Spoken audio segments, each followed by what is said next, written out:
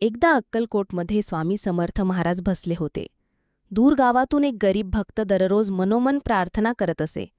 स्वामी, माझं घर खूप लहान आहे. मी अन्नही नीट मिळवत नाही, पण तुम्ही एकदा माझ्या घरी या, हीच माझी इच्छा आहे. तो भक्त रोज स्वामींना मनात बोलावत असे. त्याचं भक्तिभाव पाहून स्वामी महाराज एक दिवस अचानक उठले आणि म्हणाले, चला, आपल्याला आपल्या भक्ताच्या घरी जायचं आहे. कोणी काही विचारायच्या आतच स्वामी चालू लागले. काही शिष्य मागे गेले. लांब चालून एका छोट्याशा झोपडीत पोचले. तो भक्त झोपडीत नव्हता, शेतात गेला होता. त्याची गरीब पत्नी स्वामींना पाहून घाबरली आणि म्हणाली, स्वामी, घरी काही नाही, अन्नही नाही. मी तुम्हाला काय देऊ? स्वामींनी हसत सांगितलं, आपली भक्ती पुरेशी आहे. स्वामी बसले आणि त्या घरात अचानक प्रसन्नता निर्माण झाली. शिष्यांपैकी एकाने जवळच्याच गावातून अन्न आणलं.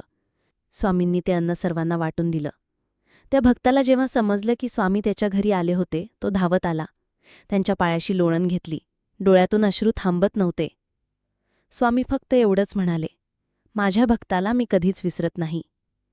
या कथेतून शिकवण: स्वामी समर्थ हे भक्तवत्सल आहेत. मनापासून बोलावल्यास ते कुठेही येतात.